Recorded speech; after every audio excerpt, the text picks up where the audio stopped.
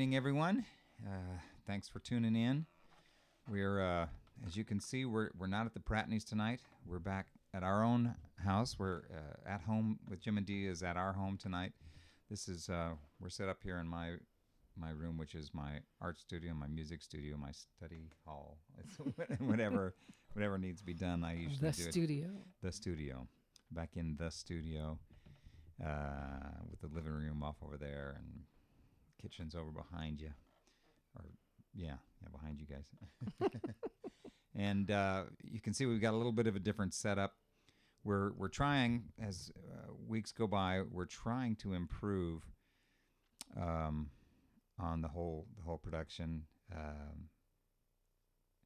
We're not highly trained professionals in this area, but I've been using, except for the very first week, I've been using microphones, but I try to hide them and keep them out of the picture because I don't think they look good. We're used to working in front of microphones all the time, but I thought for the video it'd be better to do without them. But until I figure out a way to do that and get a better audio, we're going to try this now, and we're trying some other things too. I've got my guitar plugged in, and we've got some tracks that are plugged in. We're trying to do everything plugged in. You guys will have to let us know if we're getting better or worse, I guess. I don't feel like we're getting better, but maybe we are, and we'll just keep trying to improve it each week as we go along. We're gonna start off this week with our tribute songs. Some of you, I guess, Dee sent out a notice ahead of time. Some of you noticed we're going to do some songs by Jerry and the Pacemakers tonight. Now, Jerry and the Pacemakers did have some fast and slow songs, but they were more well known for their ballads and their slow songs. So even though I'd like to do some of the faster ones, tonight we're going to do a couple of the slower ones. This first song, This first one was a song that now you got to remember. Jerry and the Pacemakers were also from Liverpool, just like the Beatles, and most of those Liverpool bands all knew each other. Paul McCartney and Jerry Marsden appeared to have been pretty good friends, and so they all hung out together and did things together. A bunch of them went to art school and things like that. And Jerry Marsden was in his band, Jerry and the Pacemakers, and he had an argument with his girlfriend. They broke up, and afterwards he was sorry that he broke up with her, and he was trying to figure out how to win her back. And so he wrote this next song and played it for her. And not only did he win her back, but they ended up getting married and staying married. Last time I heard, they were still married after all these years. And he blames it on this song. Let's go ahead.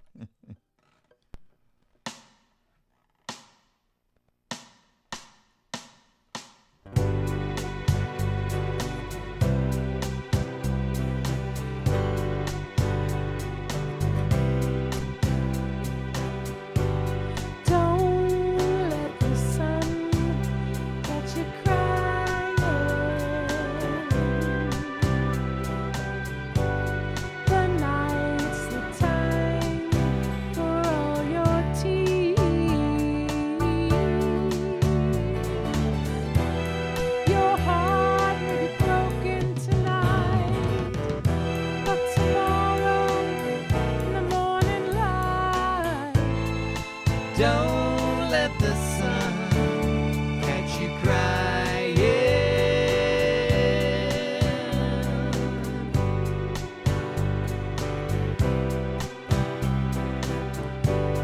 The nighttime shadows disappear,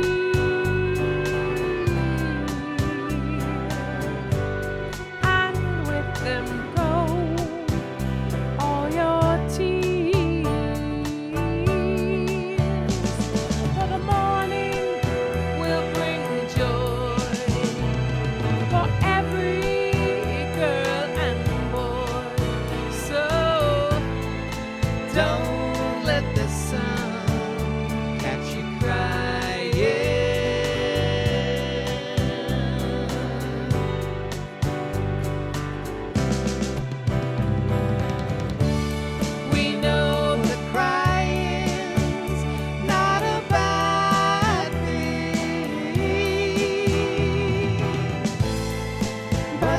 stop your crying when the birds sing. It may be hard to discover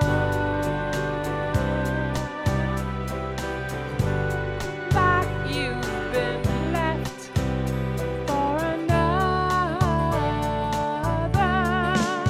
but don't forget that love's a game, and it can always come again. So don't let the sun catch you crying. Don't let the sun catch you crying. Oh no. Oh.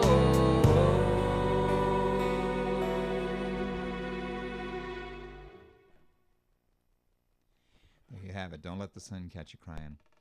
Jerry and the Pacemakers was one of the bands I never got to see in their original incarnation. They didn't really. I don't know if they ever came to San Diego, and if they did, somehow I missed them. But I was a big fan, and well, why not? They were from Liverpool, you know. How could you not like them? And now one of their Dee and I did get to see Jerry Marsden with his newer Pacemakers some years later in the 80s. Not an actual pacemaker. No, but that Almost old enough. well, he's a little older than me, so he might have one by now. Yeah, we used to jokingly call them geriatric in the Pacemakers, but he was still really good. He's still a great singer, good guitar player, good showman. They learned all those traits. He just had different band with him when we saw him. But one of his biggest hits was the song we're going to do called Ferry Across the Mersey, and we've been doing that one around with Bongo on the Point for many years. Not only do I like it, but it gets a really good reception everywhere we go. People really like this song, and I think it has to do a lot with the lyrics. The song is a song about wanting to get back to his hometown. You know, ferry across the Mersey, the land, the place I love. Oh, we're having light problems again this week. Well, Dee, you'll have to sing in the dark, I guess. That's all right. We did this last week, and I thought maybe... At least it's not a smoke-filled room. That's true. I had problems with the light last week, and I thought these are little tiny lights called loom cubes, and you charge them up with a USB, and I thought maybe I hadn't charged them properly, so I charged them up today. It's not the problem. I guess I'm going to have to send them back and get another one. Where was I? Ferry across the Mersey. Ferry across the Mersey. Yeah, because this land's a place I love, and here I'll stay. And we don't care what your name is, boy. We'll never turn you away. It's about a hometown that he loves, and people that love him, and people that won't turn you away. That was just a cool line, I think, and I think it's that hometown feeling. The light's back on again. That hometown feeling that makes people love this song. And so if I'm a little discombobulated, it's because we moved today and got everything set up here, and we're just trying to get everything going. As always, at the last minute, trying to get everything going. Let's go ahead. Okay. Maybe after this, I'll let Dee talk. She's probably not feeling as depressed as I am right now.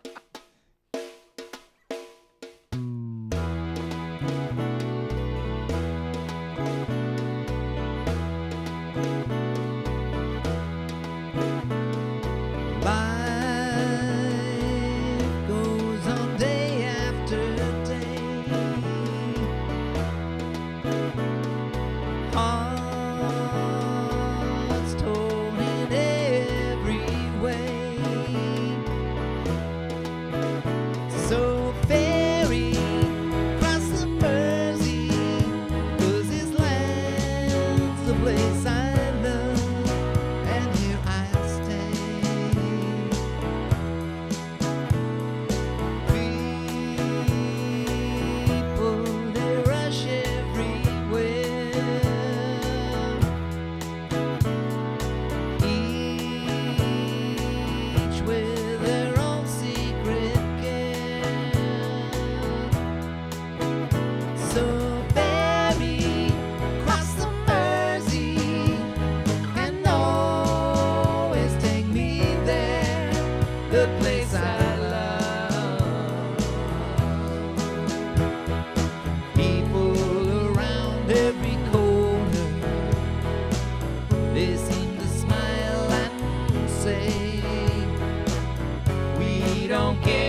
your name is boy. We'll never turn you away. So I'll continue to say, here I always will stay. So ferry across the Mersey, 'cause this land's the place I love, and here I'll stay, and here I'll stay, here I'll stay.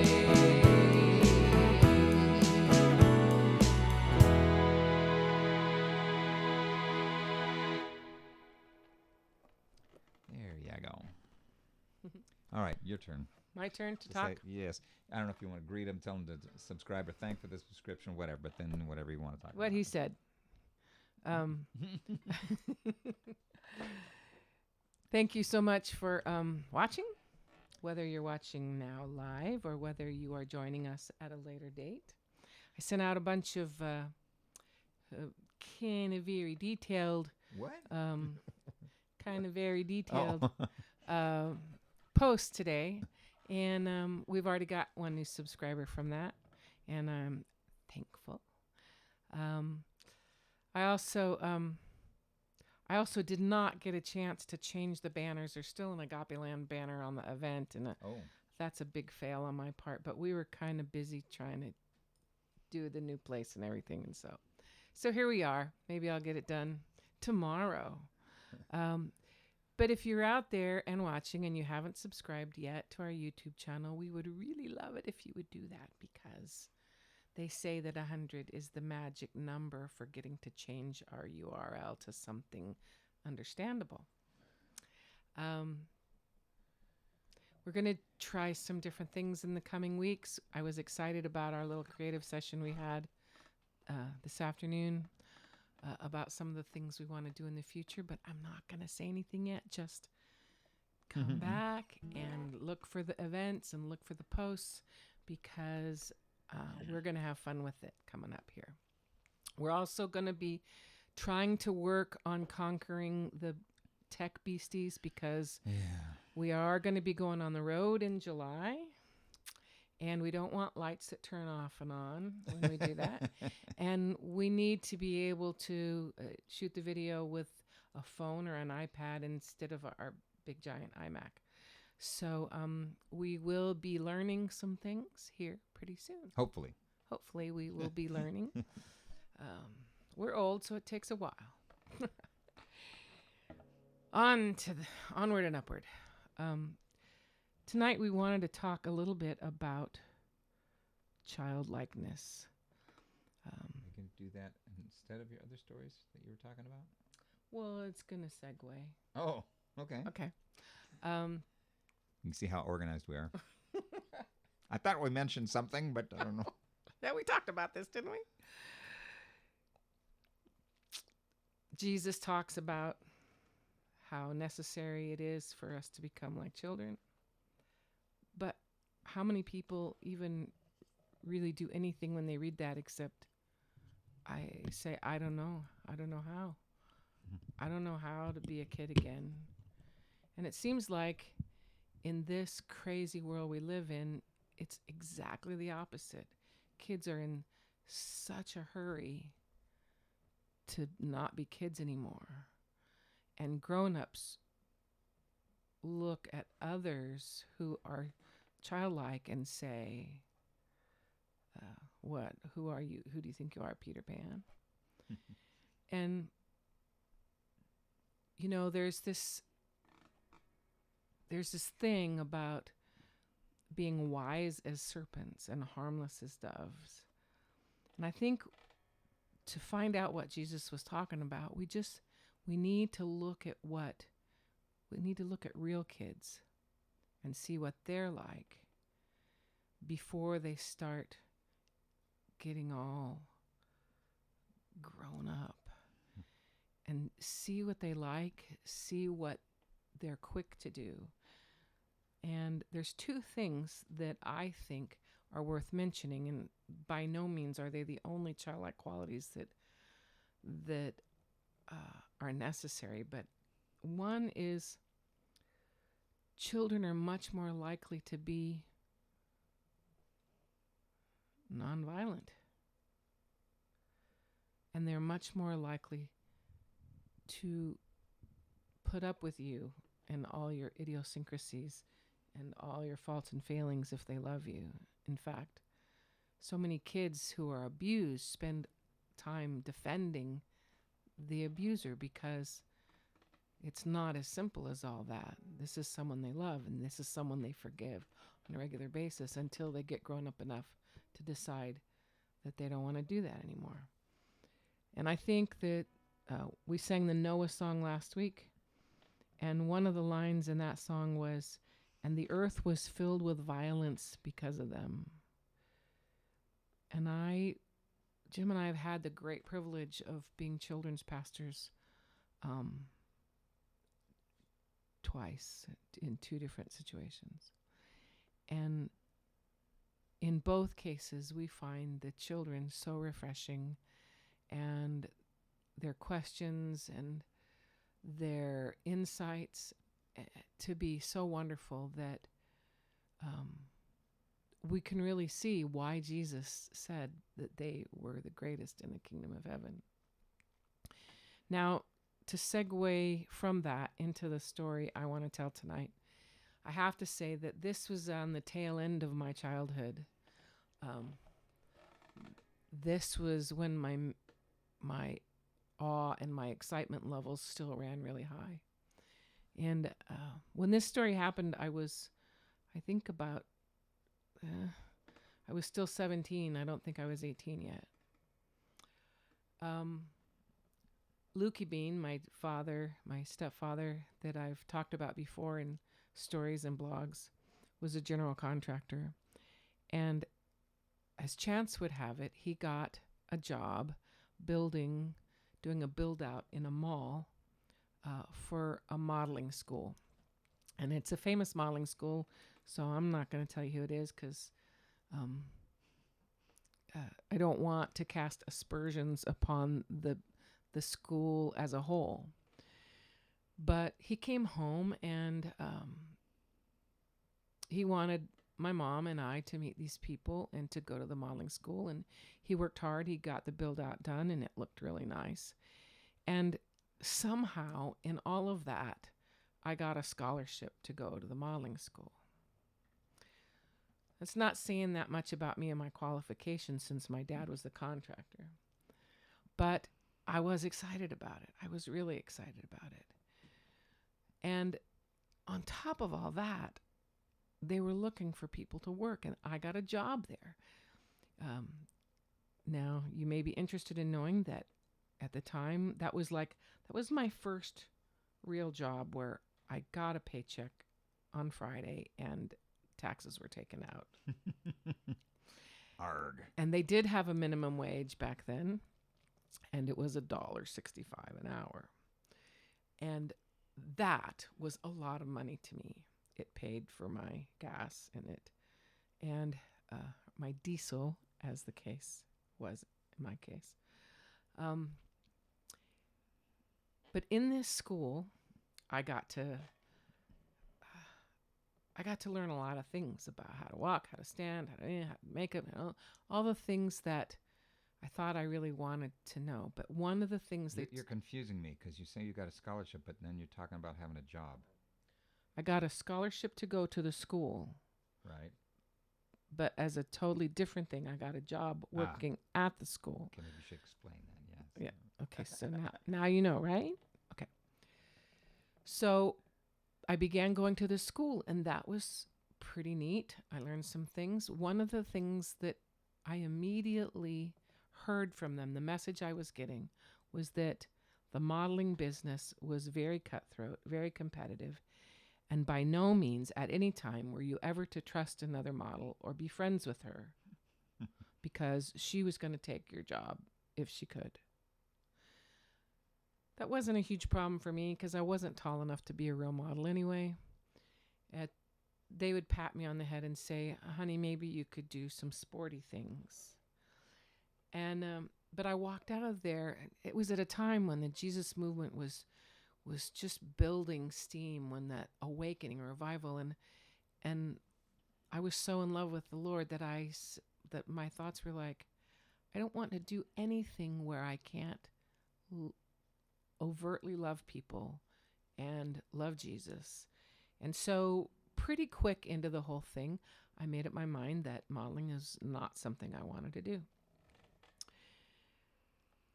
But the interesting part happened in the job part. I would come in, they would have me work in the evenings, and I would do phone work. And I would call people who had signed up or who were interested, inquiring, and I would set appointments and do things like that. Well, it wasn't long until I started getting to know my bosses. The one boss's name was Judy. She was not in charge of everything, but she was in charge of me. She was in her 20s. She was a really cute girl. And she, I found out later, was a witch. And then her boss, the person over the entire school, not the owner, but the manager, I can't even remember her name, but she was really scary looking, not because she wasn't beautiful, but because she was, I don't know, she looked like Elvira or something. Long hair, white with, streaks. And, she was she was like the person who had been a ballerina and then now taught, that kind of a thing. And so it was the two of them and me, pretty much, in the office. And at night, it was pretty much just me and Judy. As I went in at night, most of the time I was alone. And as I was doing my work, I could sense this struggle in my spirit and in the environment. And sometimes I would really feel the presence of the Lord when I was working there. And sometimes it was a little scary. I mean, I was in the new big mall. It was late at night and I was alone. I was locked in, but I was alone. And so as a teenager, that was a little scary to me.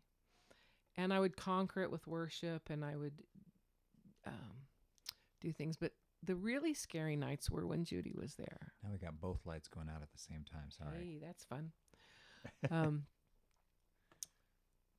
And every time Judy was there, there was this kind of heaviness, this